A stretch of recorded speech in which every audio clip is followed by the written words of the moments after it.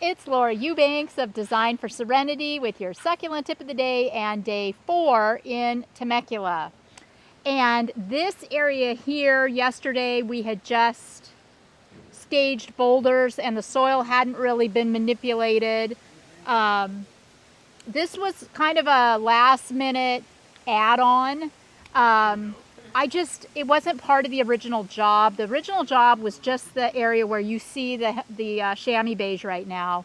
But I just didn't want to leave our client with this undone. So this is an example of really not a whole lot of material. This was just, these were like project leftovers for the most part that we were able to pull, this whole area into the design space. We do obviously need extra rock top dressing for this, and of course I'll be rubbling and doing other fancy things with it. But I just want you to kind of get a sense of how pretty this is, and there's really not that much going on. Because I'm sure all of you also have plants in your yards that you can keep. I am so excited that I'm evolving as a designer, and now that I have worked with these palms, and Cullen has, whoa, Hannah almost fell on her butt. Cullen has been trying to get me to incorporate cycads and palms, and I've been a little resistant, but I love them. They're so statuesque and they're so beautiful. They're not thirsty. They're really compatible with succulents, and I'm excited to make an announcement at the end of this video in regards to those compatible plants. All right. So I have Blonde Terry coming on Monday to help us with some finish work too, because there's a lot of odds and ends here that I want to tie up, and I don't think I can do it, get it done without her help. Alison, I am going to be linking her information in the description of this video. Donna, our client, has had, this I believe is the 7th custom birdhouse that she's had made by this wonderful local artist here in Temecula. Her name is Alison. As I said, check the description for all the information. She will custom make you a birdhouse. She does not ship them, so you have to be local to take advantage of her skills. But it is, oh my gosh, so stinking cute. Client Donna commissioned this piece of work just a couple of weeks ago, and Alison burnt the midnight oil to get it done. And it is, this southwest kind of Pueblo looking birdhouse. This is an absolutely functional birdhouse too. The birdies can come and enjoy it, and it's just as cute as Christmas. Yeah, things for Terry on Monday, would be like making sense of this, whether it's just moving these pots and, to collection areas, because I'm not going to be doing anything with these pots per se in this phase.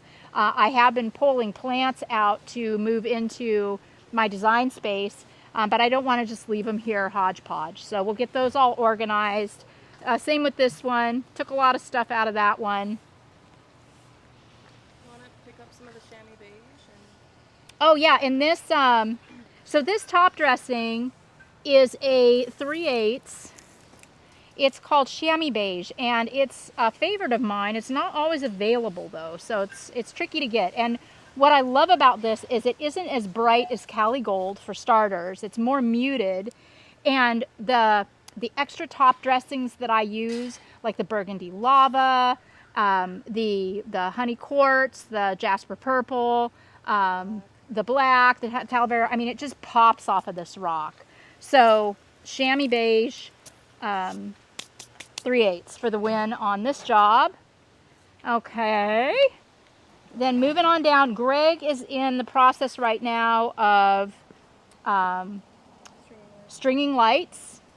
And Donna, our client, will be checking them this evening, because it's a little tricky, to get the angles right in the day. But she'll check it out tonight, and then we'll make adjustments tomorrow.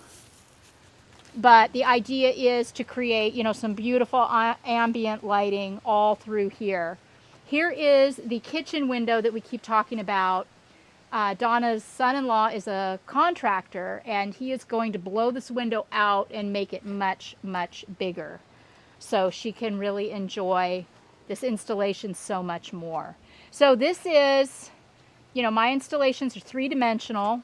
Dimension number 1 is the mounding the boulders and the plants. Dimension number 2 is the top dressing rock. And then dimension number 3 are the accents, the rubbles, the Jackson Pollocky stuff that we do at the end, bringing in some Talavera pieces. I akin it to like you've baked the cake, you have iced the cake. Monday is when we put the candles and all the accoutrements on the cake. Also, apologize for the sound yesterday. I'm not quite sure what happened, but hopefully it's better today. Hi, Kevin. Hi. I've decided that this is the place for the Talavera balls.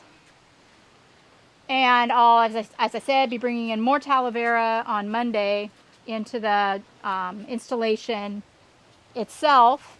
And then here,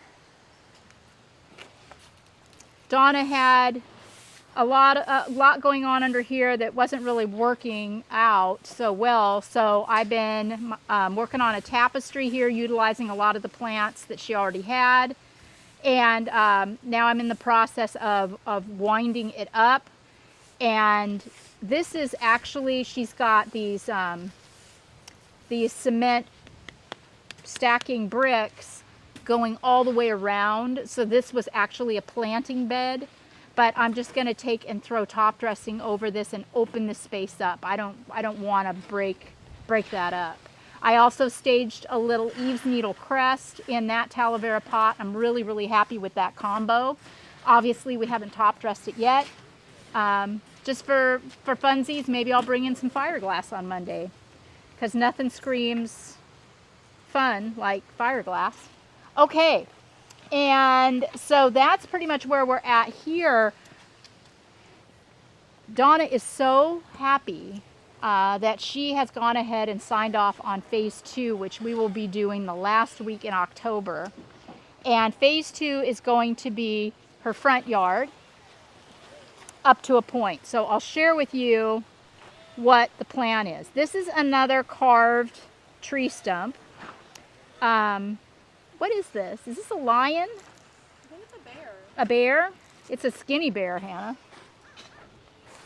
No, it's some sort of a cat. No, it's not a bear. Bears are not this skinny. Look, see the little tail, the haunches. You're right. Now that I'm Some sort of a cat. It's got kind of bear ears, but very cool. So, what we're going to do here in the front, you can see she's already got the suggestion of a dry stream.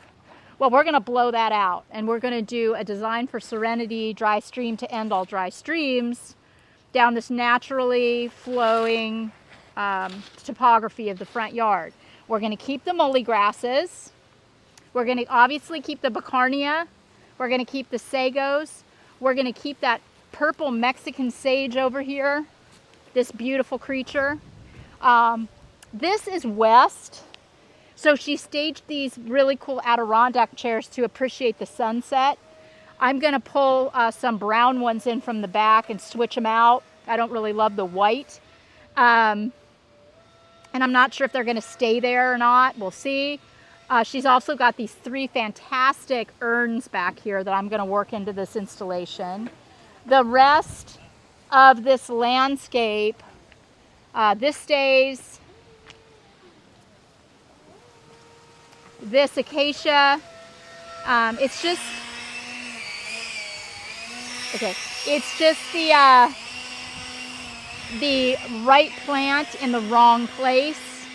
She has to cut and cut and cut and cut at this all the time.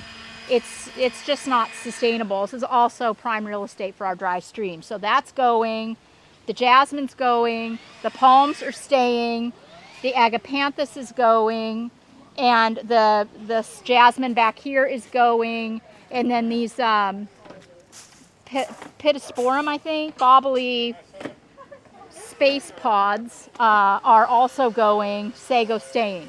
So it's a really big yard, and what we are going to do, in addition to the dry stream, is have KRC bring some big boulders. I'm really excited about this. I mean, big, where Bart's going to have to come in with his claw and drop them. They're going to be like 4-footers. So we'll obviously move the soil a bit, get some more movement going, get the elevations going more. And the milkweed is also going to be transplanted somewhere else. So just so you know. So the giant boulders, and then I'm going to be bringing in specimens, big plants in 24, 36-inch boxes. Big stuff. And that's it. Then uplighting. So this is going to be a really, really mature, large, gorgeous specimen succulent cactus mixed medium garden. We might even pull some cycads in here if I can find some really cool ones. Over here, we are going to take the installation from the Russian sage up there at the corner. We're going to leave all of this landscape in place. We will be taking out the senecio. This will be a signature tapestry in here around the carving and the mailbox. But we're going to leave all of that back there alone because that all connects to that long strip all the way down the back, and that will be phase 3. So we'll pull in like a big boulder right here, a big boulder up there, a big boulder down there, and then this will all be done in tapestry and rock, and then all the mulch and everything and all these plants, we'll just leave that for the next phase. So I hope you guys are having a great weekend. And again, thank you so much for the support, for subscribing to my channel. That really helps me. It encourages me, and also just opens this up to be shared by so many more people on the intranet. So subscribe, like the video if you like it, share it with all of your garden loving friends. Click the link to go to the store and get your Laura Eubank succulent swag. 20% of all proceeds in October are going to the Pink Fund in honor of Breast Cancer Awareness Month. Love you so much.